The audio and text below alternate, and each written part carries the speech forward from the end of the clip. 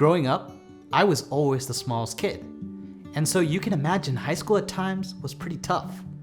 I was picked on, I got cut from the basketball team, and usually had to shop in the kids section to find clothes that would fit. That's why when I entered college at 120 pounds, I knew I had to make a change and increase my confidence. I was lucky, and my two best friends introduced me to the art of weight training. Now, this is not just a bunch of guys flexing in the mirror. It's a lifestyle that requires dedication. All the way from following the specific macronutrients in your food, knowing exactly the muscles that you're targeting in a workout, to waking up at 3 a.m. to drink that protein shake. And over the years, I've had so much fun with it, like building home gyms, competing in local competitions, and even adopting the 2-a-day Chipotle diet.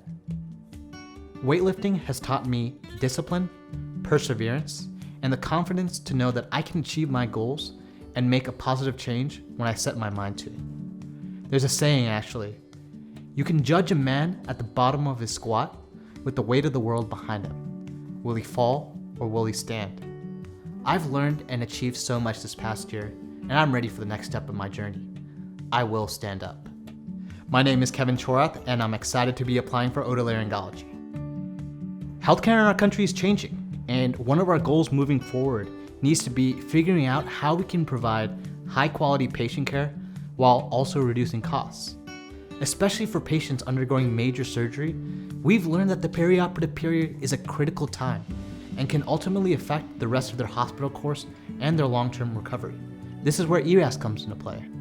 ERAS stands for Enhanced Recovery After Surgery. It's a set of evidence-based protocols instituted in the preoperative, intraoperative, and postoperative setting designed to improve clinical outcomes and reduce complications following surgery. ERAS is not a new concept. In fact, in otolaryngology, we've been adopting principles of ERAS since the early 90s. Some of the earlier studies evaluated the impact of early mobilization and goal-directed fluid therapy for ICU and hospital length of stay for head and neck patients.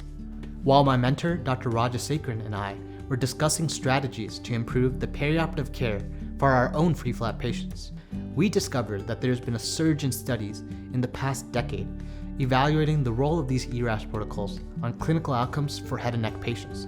And given my background in advanced statistical modeling, we wanted to conduct a systematic review and meta-analysis to summarize these existing protocols and quantitatively evaluate these protocols in improving clinical outcomes and recovery for these patients.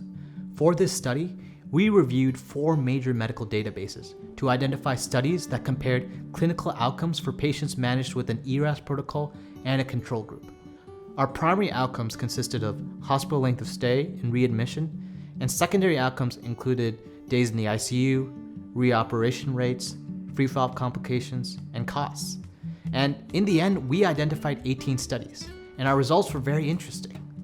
Our analysis showed that ERAS protocols on average decreased hospital length of stay by 4.4 days compared to the control group, and that the subjects in the ERAS cohort were less likely to be readmitted within 3 months of their operation. Quite surprisingly though, we didn't see any difference with our secondary outcomes. One other important observation that we noticed was that the ERAS protocols used by each institution differed tremendously. While some protocols focused on multimodal analgesia or early ambulation, others concentrated on antibiotic or VTE prophylaxis and peri-op nutrition. It's not to say that these other components were not performed, it's just that they weren't addressed or emphasized in their protocol. The implications of this study are far-reaching, and they point towards a beneficial role of a designated ERAS protocol for the management of head and neck free-flat patients. And it's also clear that there's considerable variability in the way that these patients are managed perioperatively throughout the world. Moving forward, I'm really excited about this study and plan on submitting it for publication next month. And we're also planning on using the results to guide and revamp the existing ERAS protocol we have here at Penn. And the great thing about ERAS is that it can be applied for other surgeries as well. In fact, there are several studies out there that have described its use for septoplasty, sinus surgery, as well as ear surgery. And I would love to continue my work on this topic in residency. I want to sincerely thank my STAR OTO mentor, Dr. Rodney Taylor, for helping me optimize my presentation. As well, I would like to thank all my mentors who've played an instrumental role in my path towards otolaryngology and becoming a great physician.